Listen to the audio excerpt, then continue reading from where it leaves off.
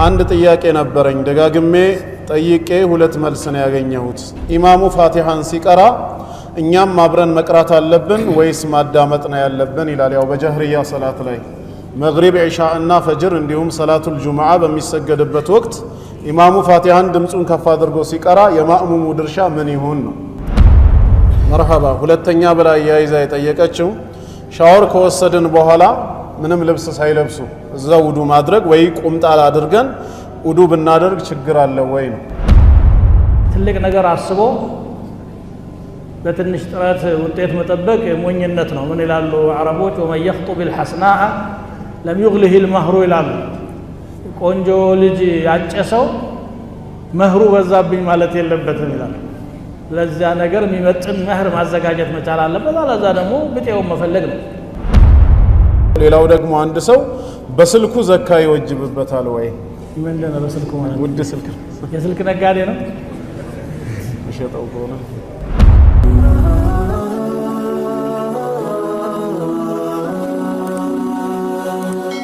ሰብስክራይብ በማድረግ ቤተሰብ ይሁኑ።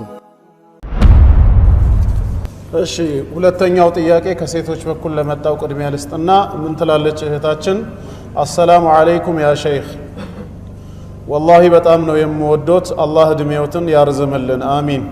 አንድ ጥያቄ ነበረኝ ደጋግሜ ጠይቄ ሁለት መልስ ነው ያገኘሁት።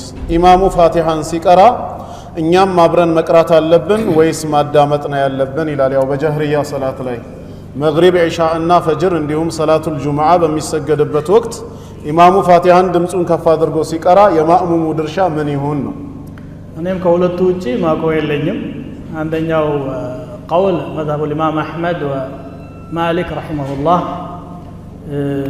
ምናልባት ሶስተኛ ካለ ከናካቴው በጅህርያም በስርያም መቅራት የለበትም የሚል ስላለ በጀህር በሚደረግበት ጊዜ ከናካቴው መቅራት የለበትም፣ ማዳመጥ ብቻ ነው ያለበት። ወኢዛ ቀረአ ፈአንሲቱ የሚል ሐዲስ ስላለ ኢማሙ በቀራ ጊዜ አዳምጡ እንጂ አትቅሩ ብለው የሚሉ አሉ። ይሄ እነ ኢማሙ አሕመድ እነ ኢማም ማሊክ መዝሀብ ነው። አቡ ሐኒፋ ደግሞ ከናካቴው በሲርም በጀህርም ማእሙም መቅራት የለበትም፣ ቂራአቱል ኢማም ቂራአቱን ለሁ ይላሉ። ሌላው ደግሞ መዝሀብ ኢማም ሻፊዒ ረሕመቱላሂ ዐለይህ ወጅምሁር አህለል ዒልም የሚሉት ደግሞ ፋቲሓ በምንም መልኩ መቅረት የለባትም። ምክንያቱም አንድ ረክዓ ሰላት ናት ብቻዋን፣ ቢደሊል አነ ልዊትረ ረክዓቱን ወሂየ ሰላህ። እያንዳንዷ ረክዓ ላይ ፋቲሓ ካልቀራ ሰላቱ ተበላሽተዋል። ሊቀውሊህ ሰለላሁ ዐለይሂ ወሰለም ላ ሰላተ ሊመን ለም የቅረእ ቢፋቲሐት ልኪታብ ብለዋል። እነዚህ አቅዋሎች ናቸው ያሉት በአቅዋል ደረጃ።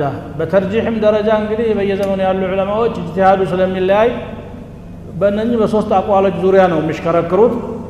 ለምሳሌ ከዘመናችን ሊቃውንቶች እነ አልባኒ መቀራት የለበትም የሚለውን ሲመርጡ፣ ሌሎች ደግሞ አይ መቀራት አለበት፣ እነ ቡኻሪ ረሕመቱላሂ ዐለይህ፣ እነ ሸውካኒ፣ ሌሎችም አብዛኛዎቹ ማለት ይቻላል ከሰሓባ ጀምሮ እነ አቡ ሁረይራ ፋቲሓ ካልተቀራ አይሆንም፣ ኢማሙ ጀህርም ያድርግ ሲርም ያድርግ የፋቲሓ ጉዳይ አይቀርም የሚለውን ነው አጠንክረው የሚሄዱት።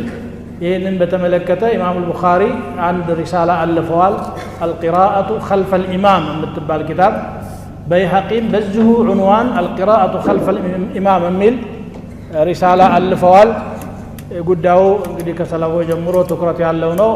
እኔ ለራሴ በሁሉም ረክዓ ቀራለሁ፣ ኢማሙ ጀህርም አደረገ ሲርም አደረገ ፋቲሓ መቀራት አለበት የሚለውን ነው ትክክለኛ መስሎ የሚታየኝ።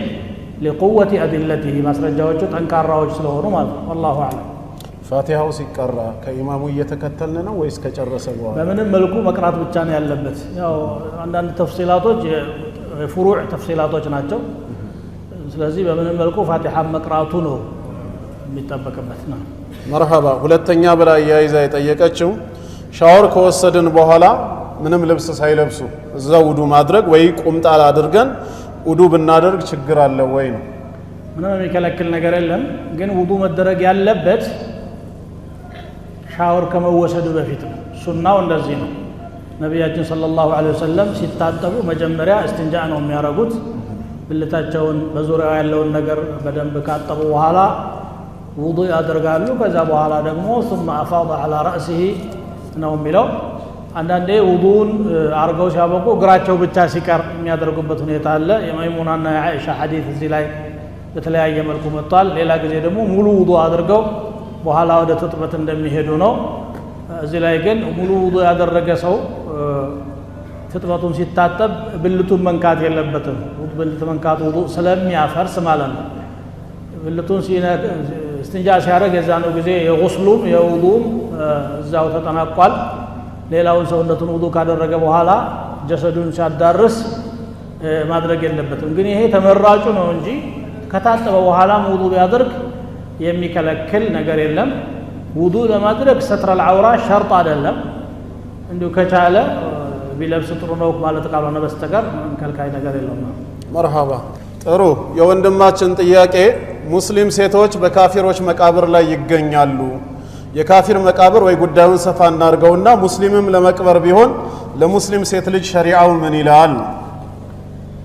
በመሰረቱ ሴቶች ቀብር መሄድ የለባቸውም ነው ሸሪዓው የሚለው። በተለይ በሞት ዕለት ሌላ ጊዜ ሞትን ለማስታወስ ቀብር መዘየር ይችላሉ አይችሉም የሚለው የፉቃሃዎች እክትላፍ ያለበት ቢሆንም በዕለተ ሞት ግን ጀናዛ ለመሸኘት ወደ ቀብር መሄድ የለባቸውም። ወይ ሐራም ነው ወይ ከራሃ ነው። ከማ ፊ ሐዲስ ኡም ዓጢየተ عند البخاري ومسلم وغيرهما قالت نهينا عن اتباع الجنائز ولم يعزم علينا ጀናዛ ተከትለን እንዳንሄድ ተከልክለናል። ግን ቁርጥ ያለ አይደለም አይነት አባባል ነው ያሉት ነብያችን ሰለላሁ ዐለይሂ ወሰለም። ሴቶች ወደ መቃብር ጀናዛ ተከትለው እንዳይሄዱ የከለከሉባቸው ሐዲሶች አሉ። ስለዚህ ከናካቴው መሄድ ነው የሌለባቸው። የካፊርም ከሆነ ራሱ የካፊር ወንዱስ መሄድ ይችላል የሚል ብዙ اختلاف አለ። صحيح ያው የጉርብትናን ሐቅ ለማድረስ ሙስሊሙ መሸኘት ካስፈለገው መቅበርም ላይ መሳተፍ ካስፈለገው የአምልኮ ስርዓታቸው ላይ ይሳተፍ እንጂ የሞተን ሰው ለመሸኘት አይከለከልም የሚል ፉቃሃዎች ቀውል አለ ማለት ነው። ከዛ ውጪ ሴቶች መሄድ ነው የሌለባቸው ከናካቴው። መርሃባ እዚህ ላይ ጥያቄው ሻዕባን ግማሽ ከደረሰ በኋላ ጾምን ብንጀምር ወይ ደግሞ የተወሰነ ቀን ሲቀረው ከረመዳን በፊት ጾምን ብንጀምር ይሄ ጾም ይፈቀዳል ወይስ ይከለከላል? ከሻዕባን 15 በኋላ መጾም የለበትም የሚሉ አሐዲሶች አሉ። ለዛ ነው ሻፊዒዮች እነዛን ሐዲሶች መሰረት በማድረግ ከ15 ቀን በኋላ መጾም ከራሃ ነው ይላል፣ የተጠላ ነው ማለት ነው። ነገር ግን እነዚህ ሐዲሶች ጠንካራ ሐዲሶች አይደሉም። ጠንካራው ነገር ነቢያችን ሰለላሁ ዐለይሂ ወሰለም ረመዳንን ይቅርታ ሻዕባንን አብዛኛውን ይጾሙት እንደነበረ ነው። በጣም በብዙ ጥሩቅ የተገኘው አግለቡን ይጾሙታል። ምናልባትም ወሩም ሞሉት አልሞሉት ተብሎ እስከሚያስጠራጥር ድረስ ትንሽ 2-3 ቀን ያፈጥሩ ካልሆነ በስተቀር ይጾሙት ነበረ ነው የሚለው። የመጀመሪያዎቹ ሳምንታት ተመራጮች ናቸው። የመጨረሻዎቹ ሳምንታት ከመጾም የመጀመሪያዎቹን መጾም የበለጠ ይሆናል። ግን እንደው መጾም የፈለገ ሰው በሻዕባን ላይ ጾም ማብዛት ሱና ነው። የሚከለከለው ድንገት ረመዳን ከሆነ እንዳያመልጠኝ በሚል ለጥንቃቄ ከሆነ የውመ ሸክ መጾም ነው የሚሆነው። ይሄ ደግሞ በሰሒሕ እንደመጣው መን ሷመ የውመ ሸክ ፈቀድ ዐሳ አበል ቃሲም ሰለላሁ ዐለይሂ ወሰለም የዓማር ብን ያሲር ሐዲስ ነው። የጥርጣሬን ቀን የጾመ ሰው አቡል ቃሲምን ማለትም ረሱላላህን ነቅፏል ብለዋል። ለምን አልባቱም ተብሎ አይጾምም። መሆን ያለበት ግን ሰኞና ሐሙስ የሚጾም ሰው አዘውትሮ አጋጣሚ የውመ ሸክ ላይ ከወደቀ ያው ድሮ የሚጾመውን ሰኞ መጾም ይችላል። ለኢክታር الصوم እንደው ጾም ለማብዛት ብሎ ደግሞ ከጾመም ክልክል አይደለም። እንደውም በዚህ ወር ውስጥ ጾም ማብዛት ተመራጭ ነው ማለት ነው። በረመዳን ውስጥ ተራዊ ለማሰገድ አንዳንድ ሒፍዝ ያላቸው ወንድሞች ተመርጠው በመስጊድ ያሰግዳሉ። ያንን ላረጉበት መጨረሻ ላይ የምንሰጠው ደሞዝ አለ። ይሄ ነገር ከኢኽላስ ጋር ይጋጫል ወይ? እንግዲህ ኢኽላስ የሰውየው የውስጥ ምስጢር ነው፣ ማንም አያውቀውም። ማንም በፊታችን ቆሞ የሚሰግድ ሰው ገንዘብ ተከፈለው አልተከፈለው ኢኽላስ ሊኖረውም ላይኖረውም ይችላል። የኢኽላስ ተቆጣጣሪ አላህ ረብል ዓለሚን ነው። እኛ ገሌ ኢኽላስ አለው የለውም ብለን የምንለካበት መለኪያ የለንም ለአላህ የሚተው ነገር ነው መስጠቱ ራሱ እንዴት ነው የሚለውን በተመለከተ ሶላት ላይ ሶላት በማሰገዳቸው ደሞዝ ይፈቀዳል አይፈቀድም የቆየ የዑለማዎች ውዝግብ አለ ለዚሁ ራሳቸውን ሐብስ ካደረጉ ስራ ፈተው እዚሁ መስጂድ ህብረተሰቡ ማገልገልና ማሰገድ ከሆነ ቢከፈላቸው ችግር የለውም የሚል ባይሆን እነሱ ንያቸውን ለሶላቱ የሚከፈል ደሞዝ የለም አሳሰብ የሶላት አጅር ከአላህ ብቻ ነው የሚገኘው ግን ጊዜ እየተጠባበቁ አገልግሎት ለመስጠታቸው ኑሯቸውን ደግሞበት ተብሎ ቢደረግ ይቻላል ነው እንደዚሁም የተራዊሁን ሰው እንደ ኢክራም እነኚህ ሰዎች ከሌላው የተሻለ ችሎታ ኑሯቸው ያገለገሉ ነው ያሉትና ኢክራም እናርጋቸው ቢል ጥሩ ነው ሰውየው ቀስዱ ይሄ ከሆነ በይነሁ ወበይነ ረቢህ ሊያስጠይቀውና ኢኽላሱንም ሊያበላሽ ይችላል ያን እንግዲህ እኛ የምንገባበት ነገር አይደለም ማንኛውም ስራ ላይ ጂሃድም ሄዶ ሶላትም ሰግዶ ሰደቃም ሰጥቶ ሪያ የሚገባበት ሰው አለ ከልቡ ለአላህ የሚሰራ ሰው አለ هذا غيب متروك لله رب العالمين مرحبا እዚህ ላይ ምን ይላል ወንድማችን ቢስሚላህ በሸሪዓ የጠለቀ ዕውቀት እንዲኖረኝ በጣም ፈልጋለሁ እንዲሁም ሁሌ የሚጨምር ኢማን እንዲኖረኝም ከልቤ ይተጋለሁ የዕውቀት ነገር ያው የአላህ ፈضል አለ አንዱን ካንዱ ያበልጠዋል وفوق كل ذي علم عليم እንዳለው ዘካኡም ይለያያል እንደገና ደግሞ የሚያስተምረው ሰውም እንደ ችሎታው እንደ ጥበቡ ሊለያይ ይችላል ነገር ግን መንጀደ ወጀደ ይላሉ የተጋ ሰው ያገኛል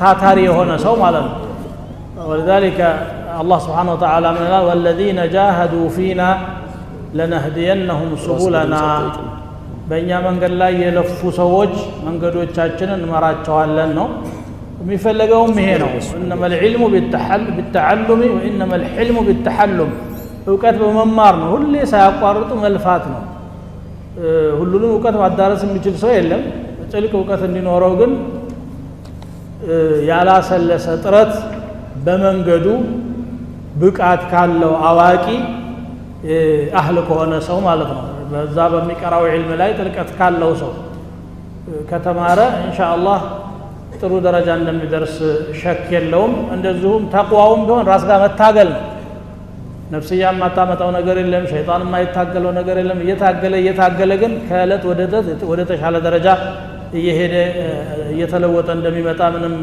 ሸክ የለውም ወለም ዘለም ሲኖር ነው ሰው እየተበላሸ የሚመጣውና ወንድሜ ፍላጎትህ ጥሩ ነው ከፍላጎትህ ጋር የሚመጣጠን ትግል ያስፈልጋል ማለት ትልቅ ነገር አስቦ በትንሽ ጥረት ውጤት መጠበቅ ሞኝነት ነው ምን ይላሉ አረቦች ومن يخطب الحسناء لم يغله المهر ይላሉ ቆንጆ ልጅ ያጨሰው መህሩ በዛብኝ ማለት የለበትም ይላሉ ለዛ ነገር የሚመጥን መህር ማዘጋጀት መቻል አለበት አለዛ ደግሞ ብጤውን መፈለግ ነው والله اعلم የዕልሙንም ባለቤት ጨምርልኝ ብሎ ቢለምነው የዕልሙንም ባለቤት ጨምርልኝ ብሎ አላህን መለመን አለ ተቅዋውም ራሱ ካለ ትግሉ ካለ የሚመጣ ፈትሐ አለ ብቻ በመንገዱ ላይ መሮጥ በመንገዱ ላይ መታገል ነው ቀጣዩን ጥያቄ ለእናንተ ድል ከመስጠቴ በፊት አንዳንድ ወንድሞች አንድ ነገር ልጠቁማችሁ ምናልባት እጅ አውጥታችሁ መጠየቁ ጉዳዩ ለእናንተ ሼም የሚያስይዛችሁ የሚያሳፍራችሁ ከሆነ እንደ ሶስተኛ አድርጋችሁ መጠየቅ ትችላላችሁ አንድ ሰው እንደዚህ ቢገጥመው ወይ ደግሞ አንድ ሰው ከሚስቱ ጋር እንደዚህ ቢላት ይሄ ነገር እንዴት ይታያል ብላችሁ ጥያቄውንም ማቅረብ ይቻላል ጥያቄያችሁ በተሻለ መጠን ግልጽ ይሁን መናገር ይከብዳችሁና በጽሁፍ ስትልኩት ለማንበብ ብዙም ግልጽ ላይሆን ስለሚችል ማለት ነው መርሃባ ያው የወንድማችን ጥያቄ ግርዘት ወይም የሰዎች መገረዝ ሸሪዓዊ መሰረት ያለው ተግባር ሆኖ ሳለ ሴት ልጅን መግረዝ እንዴት ይታያል ነው የሚለው طيب ይሄ አልহামዱሊላህ እስከዛሬ በተናጠል ነበር አንዳንድ መስአላዎችን ምላሽ ለመስጠት መከራ የምናየው ዛሬ ደግሞ አልহামዱሊላህ ደስ የሚለው ነገር የዑለማ ጉባኤ ተቋቁሞ የፈትዋ ኮሚቴ እንደዚህ አይነት አወዛጋቢ ጥያቄዎችን በጥልቀት እያጠና ፈትዋ እየሰጠ ነው ያለው። ከሳምንታት ከሁለት ሳምንት ተቅሪበን በፊት ኢትዮጵያ ዑለማዎች ጉባኤ ከመቶ በላይ ዓሊሞች የተሳተፉበት ይሄ አጀንዳ ራሱ ቀርቦ ጥናት ተደርጎ የተላለፈ ፈትዋ አለ። ለብዙዎቻችሁ የተሰወረ አይመስለኝም። የወንድ ልጅ ግርዛት ዋጅብ ነው ወቀውሉ አህል ጅምሁር አህል العلم የሴት ልጆችን በተመለከተ ዋጅብ ነው ሱና ነው ወይስ እንደው ዝም ብሎ መክሩማ ነው ቢቀርም ምንም አይደለም ሐራም ነው እስከ ማለት የሄዱ ደግሞ ሙዓሲሮች አሉ። የዘመናችን ዑለማዎች በተለይ አዝሃር ሊቃውንቶች እንደዚህ ብለዋል። ያም ሆኖ ይህ ግን ይሄ ግርዛት የሚባለው ዝም ብሎ ጥቅል ነገር ነው። አንዳንድ አካባቢዎች ላይ አጓጉል ባህሎች አሉ። የሴትን ሰውነት በመተልተል በመስፋት ፍርዓውናዊ ግርዛት ይባላል። በአፋር በሶማሌ በተለያዩ አካባቢዎች ላይ ይደረጋል። እስካሁን ድረስ ያልጠፋ ነገር ነው። ይህንን ዓለም ደግሞ በጣም እየተቃወመው ነው ያለው። መቃወምም ይገባዋል እንዲህ አይነቱን ማለት ነው። ጉዳት ስለሚያደርስ በሰው ህይወት ላይ በጤንነት ላይ መክል ስለሚያደርስ በዛ መልኩ የሆነው ቀጥዓን ሐራም ነው ብሎ ፈትዋ አውጥቷል የዑለማ ጉባኤ።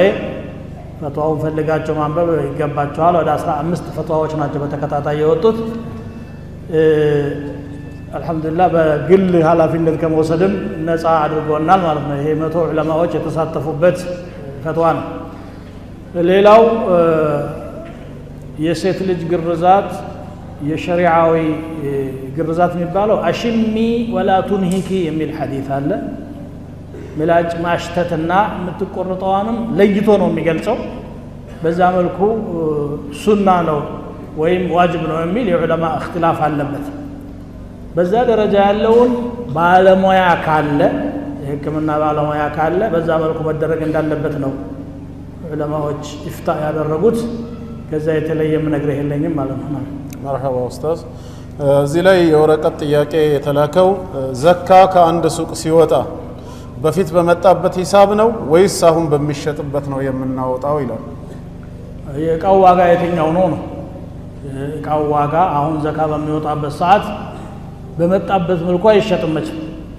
ብትሸጠው የምታገኘውን ነው የእቃው ዋጋ ብለን የምናስቀምጠውና ላ ኺላፍ በይነ العلماء فيما علمنا እስከማውቀው ድረስ እለቱን በሚያወጣው ዋጋ መገመት አለበት። ሐታ አንዳንዴ እኮ ከስሮም ሊሆን ይችላል። በገዛበት ሰዓት በውድ ዋጋ የገዛውና ገበያ ላይ ተፈላጊ ነው ብሎ እሱ ሳይሸጠው በፊት በርካታ ነጋዴዎች አንደጋ ወይ ያመርቱታል ወይ ያመጡትና ላሰበው ዋጋ ላይ ይሸጥለት ይችላል። ስለዚህ የሌለውንም እንዳይጠየቅ እያለው ደግሞ የድሃ ሐቅም እንዳይነፈግ እለቱን በሚሸጥበት ዋጋ ነው መተመን ያለበት። ፊቅህ ላይ በተገዛበት ነው የሚለው ድሮ የነበረው ገንዘብ ሁለት ብቻ ነበር፣ ወይ ወርቅ ነው ወይ ብር ነው። ሹጃዓ ላይ ምን አቡ ሹጃዓ ላይ ወተቀወሙ ዑሩድ التجارة بما اشتريت به ይላል። ይሄንን በተሳሳተ መልኩ እየተገነዘቡ ያልሆነ መልስ የሚሰጡ ሰዎች አሉ። ሸቀጣ ሸቀጦች በተገዙበት ማለት በወርቅ ተገዝቶ ከሆነ በወርቅ ይተመን፣ በብር ተገዝቶ ነው። ብር ማለት ይሄ ወረቀቱ ብር ሳይሆን ፊዳው ወይም ደግሞ የማዕድኑ ብር ማለት ነው። በሱ ተገዝቶ ከሆነ ደግሞ ዘካም ላይ በሱ ይገመት ማለት እንጂ ዋጋው ይተመን ማለት አይደለም። ዋጋውማ የሚተመነው ዛሬ በሚያወጣው ነው። ትክክለኛ ዋጋው እሱ ስለሆነ ነው። ለመስጂድ የዘካ ገንዘብን መስጠት የዘካ ገንዘብ ለማን እንደሚሰጥ ሸሪዓው ቆጥሮ አስቀምጧል። 8 አካላቶች ናቸው። ከ8ቱ ውጭ ያለ ሊሰጠው አይገባም። እዚህ ላይ የቀረው አንዱ ጥያቄ ኢንሹራንስና እድር በሸሪዓችን እንዴት ይታያል? ኢንሹራንስና እድር የሚገናኙ ነገሮች አይደሉም። ኢንሹራንስ ማለት ያው የምታውቁት ነገር ነው። ሰውየው ገና እዳ መከራ ሊገጥመው ይችላል በሚል የሆነ ተቋም ላይ አባል ሆኖ በየጊዜው ይከፍላል።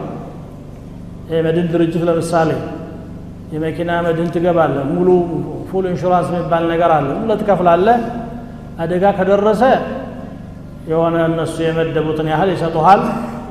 ካልደረሰ ደግሞ ከናካቴው ምንም ሳታገኝ ልትቀር ትችላለህ። ይሄ ገረር ነው። ገረር ደግሞ ማታለል ማለት ነው። የሰው ገንዘብ ሙሉ ያግበሰብሳሉ። ከገንዘቡ ላይ ምን ያህል ፐርሰንት እንደሚደርሰው መከራ መጠበቅ አለበት ማለት ነው። አንዳንዴ ሆን ብለው የማይረባ ነገር ገዝተው አደጋ እንዲገጥመው ሁሉ እስከ ማድረግ ድረስ ሰዎች የሚሄዱት ይህንን ገሽ መሰረት ያደረገ ግብይት ውስጥ ስለገቡ ነው። ስለዚህ ይህ ክልክል ነው። እድር ደግሞ መልኩ ይለያያል። እያንዳንዱ እድር ላይ ያሉትን መስፈርቶች ማየት ያስፈልጋል ፈትዋ ለመስጠት። ጭቅል ነገር አይሰጥም። ምንድነው ሸርጣቸው ብለን እናያለን። አለል ዑሙም ግን መረዳዳት ከሆነ አላማው እኔም አውጥቼ አንተም አውጥተህ ችግር የደረሰበትን ሰው እንርዳ በሚል ይሄ እንደ ተበሩዕ ታስቦ ወደዛ ህብረት ወይም ተቋም ያስገባ ነው ከሆነ ይሄ አይከለከልም ማለት ነው። والله اعلم። ያው እዚህ ላይ ዑለማዎች ልዩነት አለ። የሻፊዒ መዝሀብ ከሆነ ገንዘቡ የሚወጣበት ቦታ ላይ ነው ዘካው መውጣት ያለበት ይላሉ። ንግዱ ያለው አዲስ አበባ ከሆነ ዘካው ሲወጣም እዛው አዲስ አበባ ላሉ ድሆች መስጠት አለበት። አላባ ከሆነም አላባ ማለት ነው፣ በያለበት ነው። ነቅል አይደረግም ዘካ ከነሱ ሐጃ የሚተርፍ ከሌለ በስተቀር ይላሉ። ይሄ የሻፊዒያ መዝሀብ ነው። እንደ ማስረጃ የሚጠቅሱትም ሙዓዝን ወደ የመን ሀገር ሲልኩት ነቢያችን ሰለላሁ ዐለይሂ ወሰለም فأعلمهم أن الله افترض عليهم صدقة تؤخذ من أغنيائهم فترد على فقرائهم كهبطاموቻቸው ተወስደው ለድሆቻቸው የሚቸሩ ሰደቃዎች እንዳሉባቸው አሳውቃቸው የሚለውን ሐዲስ መሰረት በማድረግ ከዛው ሀገር ሀብታም ለዛው ሀገር ድሃ ይላሉ።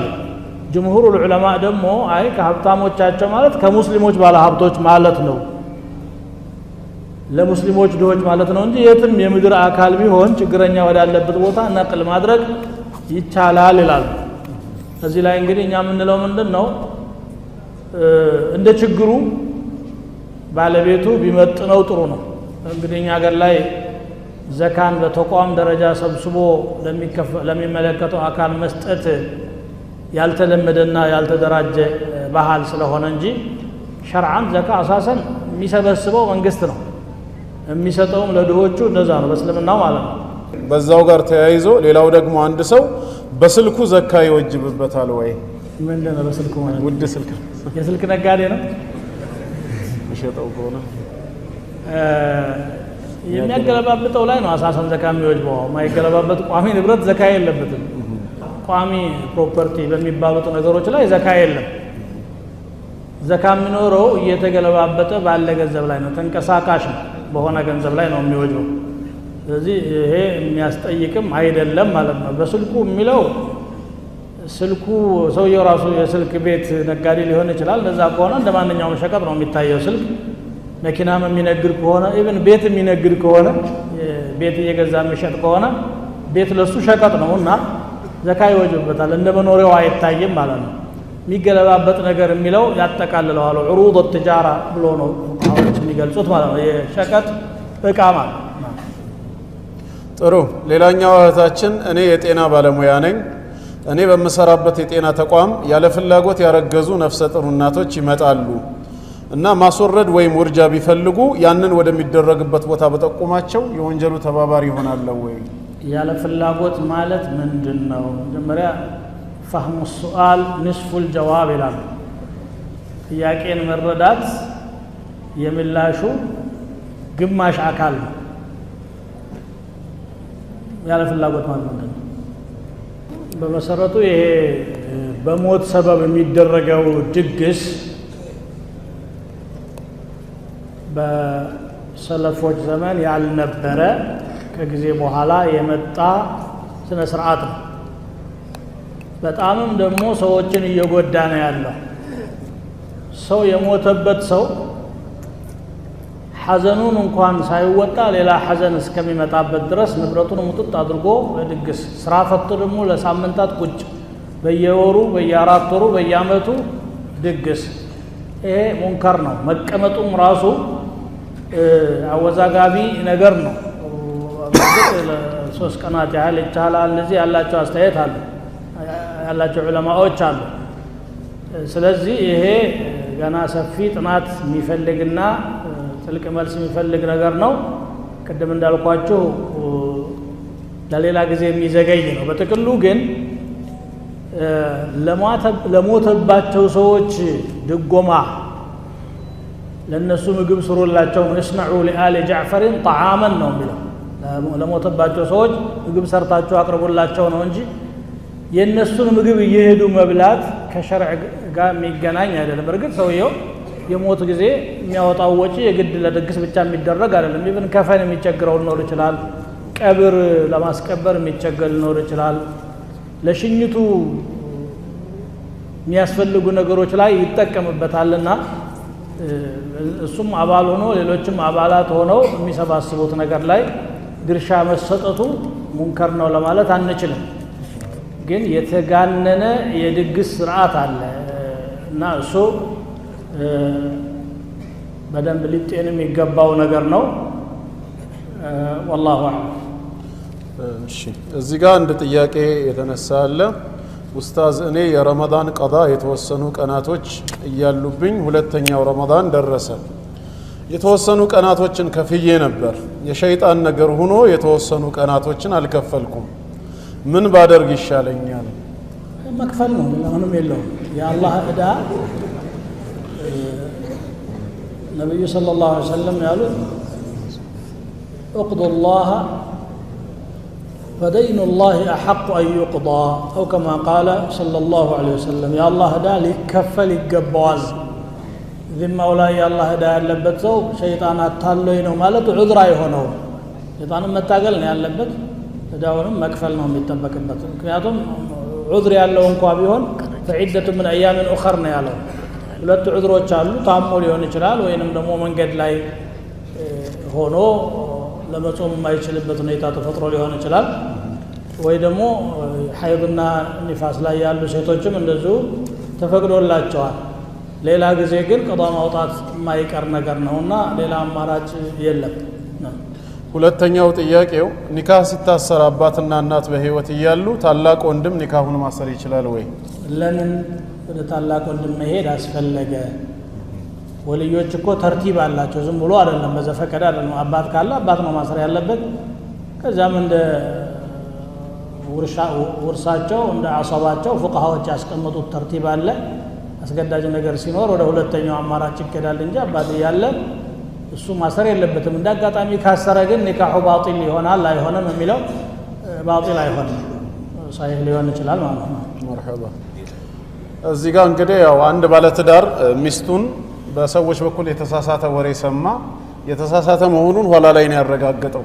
የዛኔ ተቆጥቶ ሚስቱን ፈታሁሽ ብሎ በጓደኞቿ ስልክ በኩል ሜሴጅ ላከላት። አሁን ይሄ እንዴት ይታያል? ሁለተኛ ደግሞ ይሄ ባል የሥራ ድርሻው በጭፈራ ቤት ውስጥ ጋርድ ነኝ፣ በጋርድነት ነው የምሰራው፣ ነገር ግን 5 ወቅት ሰላቴን በፍጹም አላሳልፍም። ሰላቴን እየጠበቅኩ ይሄን የጋርድ ስራ መስራትስ ይበቃልኛል ወይ ነው? የመጀመሪያው ጥያቄ በተመለከተ በሜሴጅ ወይም በጽሁፍ የተላከ ፍቺ ኪናኢ ይሉታል። የኪናያ ነው እንጂ ሰሪሕ አይደለም። በግልጽ በቃሉ ፈታሁ እንዳለው አይታይም። ስለዚህ ንያው ይጠየቃል የሰውየው። አሁን እንደሚነግረን ግን ነይቶ አስቦበት ነው የሚመስለውና ንያው ከታወቀ አንድ ፍቺ ወድቋል ማለት ነው። መልሻለሁ ብሎ የመመለስ እድል አለው ዒዳዋ እስካላለቀ ድረስ። በጽሁፍ ነው በቃል አይደለም የተናገረው። ይሄ በዚህ ነው ምክንያቱ። ያልተጣራ ወሬ ሰምቶ ነው የሚለው ምክንያት ፍች መሆኑን አያስቀረውም። ምክንያቱ ምንም ይሁን ምን ፍችን ከተናገረው ይጸድቃል። አንዳንዱ ተናድጄ ነው ይላል፣ አንዳንዱ አሉባልታ ወሬ ሰምቼ ነው ይላል። አሉባልታ ስትሰማ በምትናደድበት ሰዓት ራስህን መቆጣጠርና ሀችን ማየት እንጂ ለስሜት ተገዥ ሆኖ ትዳርን ያህል ነገር ብሎ በአንድ ጊዜ በጣጠስ ክልክል ነው። ለዚህ ነው አላህ ሱብሓነሁ ወተዓላ አዩሃ ነቢዩ ኢዛ ጠለቅቱሙ ኒሳእ ፈጠሊቁሁነ ሊዒደቲሂነ ብሎ አደራ ያለው። ችኮላ እንዳይኖር 3 ደረጃ እንዲሆን ያደረገው ለዚህ ነው። ስለዚህ ይሄ አግባብ አይደለም። ግን በጽሁፍ ከሆነ ንያው ይጠየቅና ንያው በዛን ሰዓት ፍቺ ነይቼ ነው ካለ አንድ ፍቺ ወድቋል። ረጃዕቱ ማለት ይችላል ወይም ደግሞ በአዲስ ኒካህ ከዛ በፊት ፍቺ ያላለፈ ከሆነ ወይም አንድ ብቻ ወይም ሁለት ብቻም ከሆነ እስከ 3 ድረስ እድሉ ስላለው ማራጮች አሉት ይሄ ሰው ማለት ነው። ይሄ ደግሞ የመጠጥ ቤት ጋርድ ነኝ ያለው መጠጥ ቤት ጋርድ በመሆኑ ወንጀለኛ ነው። ሶላት በመስገዱ ደግሞ መልካም ስራ ሰርቷል። በሰራው መልካም ስራ አጅር ያገኛል። ባጠፋው ጥፋት ደግሞ ወንጀል ይመለከተዋል። ለወንድም የምለው ነው ምንድነው አላህ Subhanahu Wa Ta'ala እዛ ስላልሰራህ ሪዝቅህን አያቋርጠውም። እዛ ቦታ ላይ አትስራ። ጋርድ መሆን ብቻ ሳይሆን ማሽተትም ይጀምራል። አፍንጫህ ይለምደዋል፣ መቅመስም ይመጣል። من حام حول الحمى يوشك أن يواقعه ብለዋል ነብዩ ሰለላሁ ዐለይሂ ወሰለም። በክልክል ቀጠና ዙሪያ የሚሽከረከር ሰው አንድ ቀን መዘፈቁ አይቀርም። መጠጥ ቦታ ደግሞ መጠጥ ብቻ አይደለም ያለው ሌሎችም ነገሮች አሉ ተያይዘው የሚመጡ ሌላው ዚናውም አለ ብዙ ሙንከራት ነው ሙዚቃውም አለ ሌላም በላያዎች አሉና ጠጋ ስትል ለዚህ ነው ነብያችን ሰለላሁ ዐለይሂ ወሰለም ኸምርን ሲገልጹ ኡሙል ኸባኢስ ነው የሚሏት የወንጀሎች ሁሉ እናት ማለት ነው። ለብዙ መጥፎ ነገር የምትዳርግ ስለሆነ እዛ አካባቢ አትልከስከስ። ለቤተሰብም ሪዝቅ ሐላል የሆነ ሪዝቅ ነው ይዘህ መመለስ ያለብህ። ሌላም ቦታ ጋርድ ለመሆን ደግሞ ይሄን ያህል ግድ መጠጥ ቤት የሚያስብል ነገር የለም። ፈንጠር ብትል ይሻልሃል ነው ማለት ነው። መርሃባ አንድ 3 ጥያቄ ያዘለ ከእህታችን የመጣ አለ። አሰላሙ አለይኩም ሸይኽ አላህ ይጠብቆት አሚን። የኔ ጥያቄ ውሃሽን ሸንቼ ብዙ ቁጭ ብዬ ከጠሃራ በኋላ ውዱ አድርጌ ጨርሼ ሶላት ላይ ያለሁኝ የሆነ ሙቅ ውሃ ነገር ይፈሰኛል እና ሶላቴ ላይ ይወሰውሰኛል ምን ይሆን? እውነተኛ የሆነ ፈሳሽ የሚወጣ ከሆነ ወጥቶ እስትንጃ ማድረግና መልሶ ወደ ሶላት መምጣት ነው ያለባት። ከውስጥ የሚወጣ ማንኛውም ነገር ነጃሳ ስለሆነ ማለት ነው። በተለይ ደግሞ ፋታ የሚሰጣት ከሆነ ሰለሰል በውል የሚባል ነገር አለ ብሎ የማይቋረጥ መልኩ የሚንጠባጠባቸው ሰዎች አሉ ወንዶችም ሴቶችም። በዛ ደረጃ ከሆነ ለእያንዳንዱ ሶላት አዲስ ውዱእ ማድረግ አለባት ነው የሚለው እንደው መቆም እንኳን የማይችል ቢሆን። ይሄ ግን በመሃል አንዳንድ ጊዜ የሚመጣ ከሆነ ቋርጣ መሄድ ነው እርግጠኛ ከሆነች። ዝም ብሎ ወስዋስ ከሆነ እርግጠኛ ያልሆነችበት ነገር ከሆነ መግፋት ነው ያለበት ሶላቷን። ምክንያቱም አንዳንዴ ሸይጣን ይመጣና ይወሰውስሃል حتى ምንድነው የሚለው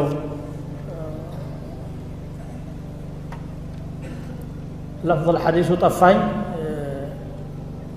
حتى يحدث ما الحدث ብሎ ሲጠይቃቸው ነብያችን ሰለላሁ ዐለይሂ ወሰለም فساء أو ضراط ብለዋል። ወይ ድምጽ ያለው ወይ ድምጽ የሌለው አየር መውጣቱ ሲረጋገጥ ብቻ ነው። በሸክ ከሆነ አስሉን አያስወግደው። መጀመሪያ የቂኑ ውዱእ አድርጓል ሰውየው። اليقين لا يزول بالشك ለጥርጣሬ ደግሞ ቦታ መስጠት የወስዋስ በርም ይከፍታል። መድኸል من مداخل الشيطان። ጸጉሯን ብቻውን ታጥባ አድርቃ ተሰርታ ከዛ የቀረውን ገላዋን ብትታጠብ ይቻላል ወይ? ምንም ችግር የለውም። ማከታተል ዋጅብ አይደለም በቀውል ጀምሁር አህል العلم። ምናልባት ማሊኪዮች ውዱእ ከሆነ ማከታተል ዋጅብ ነው ይላሉ። ሙዋላትን እንደ ሩክን ነው የሚቆጥሩት። 7 ሩክኖች አሏቸው። ከዛ መካከል ወልሙዋላቱ ይላሉ። الشافعية وجمهور أهل العلم ደግሞ የሚሉት ይሄ ማከታተል ሱና እንጂ ዋጅብ አይደለም ነው። ለዛውም ውዱእ ላይ ነው ይሄንን ማቀው። ትጥበት ላይ በመሃል ብታቋርጥ ምንም የሚከለክል ነገር የለም ማለት ነው። ሶስተኛው እግሯን ሳትሸፍን የሰገደች ሴት ሰላቷ አይበቃም ወይ? እግሯን መሸፈን ማለት ከቁርጭምጭሚት በታች ከሆነ ባትሸፍነውም ችግር የለውም። ከዛ በላይ ያለውን ግን መሸፈን አለባት። መርሃባ እንግዲህ ያው ወንድሞች ብዙዎቻችሁ ጥያቄዎቻችሁ ተመልሷል። የቀሩ ጥያቄዎች ነበሩ። ከሰዓት አንፃር ይቅርታ እየጠየቅን ወደ ነገ ይዞራሉ። አሁን በቀረው ደቂቃ ውስጥ አጠቃላይ ሸይኻችን በዲናችን ጉዳይ ላይ ማስተላለፍ የሚፈልጉትና ሊሰጡን የሚገባ ምክር ስላለ ቀሪውን ደቂቃ ያን ምክር በመስማት ላይ እንድትተባበሩ። ዋናው ነገር ዲናችን በእውቀት ላይ የተመሰረተ ዲን ነው። ዝርዝር እውቀት የሚፈልግም ነገር ነው። እያንዳንዱ ክንዋኔ ዲን የሚለው ነገር ስላለው ማለት ነው። ስንሰግድም ብዙ ጊዜ ሰው ስለ ዲን የሚጠይቀው ሶላቱ ላይ ጾሙ ላይ እንደዚህ ዒባዳዎቹ ላይ ነው። ከዛም ውጪ ዲናችን ስንነግድም ስንሸጥም ስንለውጥም ስናገባም ስንፈታም የማይገባበት የለም። ዲን አልእስላም ሻሚል ስለሆነ ማለት ነው። ስለዚህ ዲናችንን በደንብ ለማወቅ መጣር አለብን። እውቀት ደግሞ የምናገኝበት መንገድ በጣም ዛሬ በዝቷል አማራጮቹ አልহামዱሊላህ ረብል ዓለሚን كن عالما او متعلما او سامعا ولا تكن رابعا የሚልም ሐዲስ አለ ወይ በደንብ ተምረህ አዋቂ ሆን ወይ ደግሞ በመማር ሂደት ላይ መገኘት አለብህ ወይ ቢያንስ አዳማጭ መሆን አለብህ አራተኛ ሰው ግን እንዳትሆን ነው የሚለው ዑለማዎች በየአካባቢው አሉ እዚህ ከተማ ውስጥም ብዙ ዑለማዎች እንዳሉ አውቃለሁ የዑለማዎች መንደር ናት ስለዚህ እነዚህ ዑለማዎች ጠጋ ብላችሁ ካል ተማራችሁባቸው በስተቀር አጠገባችሁ ያለው እውቀት ምን ያህል እንደሆነ እንኳን አታውቁም ምን ይባላል ይሄ ዑድ የሚባል ተክል አለ ካልነካኩት አይሸትም ይላል ሲነካኩት ደግሞ በጣም ጥሩ መዓዛ አለው እነዚህ ዑለማዎችም እንደዚህ ናቸው ዝም ካላችኋቸው ዝም ይላሉ ያላቸውን እውቀት ይዘው ወደ መቃብር ይሄዳሉ በኋላ ብናለቅስ አናገኘውም በተለይ ወጣቶች የሆናችሁ በመጃሊስ العلم ላይ በደንብ መሳተፍ አለባችሁ በአሉባልታ በወሬ ጊዜ ማባከን የለብንም እውቀት ላይ ማተኮር አለብን የሚለው ነው አጥብቄ የምመክረው እውቀት ያላቸው ዑለማዎች ደግሞ እናንተ ዘንድ ያለውን ሀብት ዋጋውን አያውቀውም ዋጋውን እንዲያውቀው የምታረጉት እናንተ ናችሁ እዚህ እኮ ወርቅ አለ እዚህ እኮ እንቁ አለ ብሎ እውቀት ያለው ሰው ካላሳየ በስተቀር ወርቅም ራሱ ምንድነው የሆነ ቀይ ነገር ነው ብሎ ነው የሚያልፈው ሰው ስለዚህ ዋጅባችሁ መንገር ነው መንገር አለባችሁ ማቅራት ነው ማቅራት አለባችሁ ይሄን ሳታረጉ ከሄዳችሁ ስለሚያስጠይቅ አላህ Subhanahu Wa Ta'ala إن الذين يكتمون ما أنزلنا من البينات والهدى من بعد ما بيناه للناس في الكتاب أولئك يلعنهم الله ويلعنهم اللاعنون እነዚያ እኛ ያወረድነውን ነገር የሚደብቁ እኛ ካብራራውና ከገለጽነው በኋላ አላህም ይረግማቸዋል ረጋሚዎቹም ይረግሟቸዋል ነው የሚለው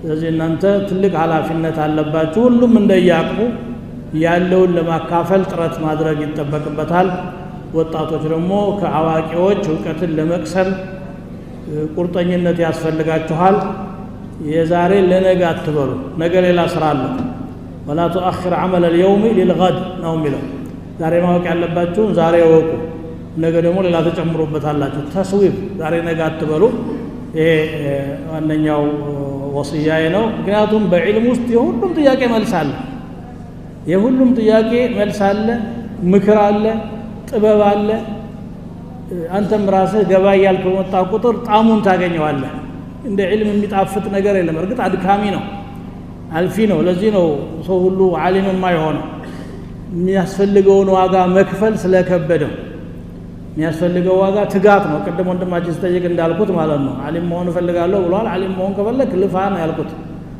ሳይለፉ አይገኝም ዱንያው እንኳን ያው የሚለፉ ሰዎች ናቸው ለውጤት የሚበቁት ዓለማዊ ትምህርትም ቢሆን ታግተው የሚያጠኑ ሰዎች ናቸው ለውጤት የሚበቁት ስለዚህ እውቀት ላይ እናተኩር ሁሉም ምስጢር እውቀት ውስጥ ነው ያለው የሚለው ነው የምናገረው ሌላው ዳዕዋ ላይ ደግሞ አቅም ያለው ሰው ሁሉ በተለይ እናንተ ሙስሊሞች ናቸው አልহামዱሊላህ አላህ ይጠብቃችሁ በዙሪያችሁ ግን ብዙ አይነት አለ ያንን ብዙ አይነት ሂደንኛ ካልደረስንለት በስተቀር እሱ ሊደርስልን ይመጣል እኛ ያዝነውን ከእጃችን ያወጣል እንኳን ልናድነው ቀርቶኛ ደግሞ የመጨረሻው ወሲያ የአላህ ወህይ እኛ ዘንድ ነው ያለው ተግተን ማሳየት አለብን ለሌሎች የዲናችንን ውበት ማሳየት አለብን ማስተማር መስበክ አለብን ብዙ ትውልድ ነው እየተበላሸ ያለው ይሄን የሚበላሽ ትውልድ የሚደርስለት ይሄ ትውልድ ነው እና በዳዕዋ ላይ ተግተን መስራት ይጠበቅብናል ሁሉን ነገር በአንድ ምሽት መናገር አይቻልም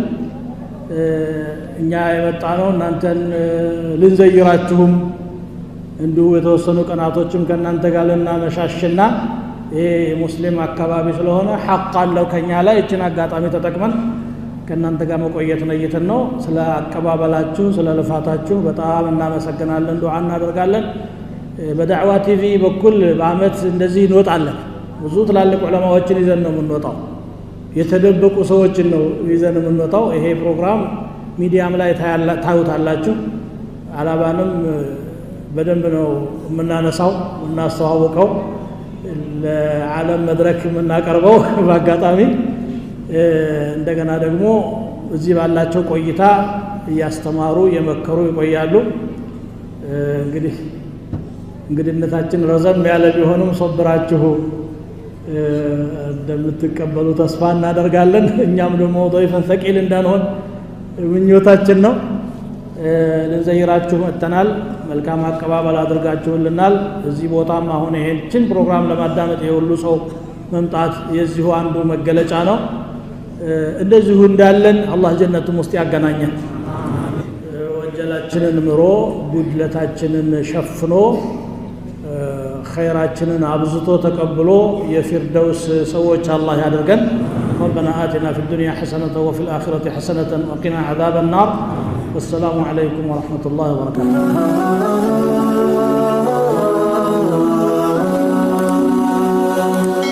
سبسكرايب بمرق بيتسابي هرو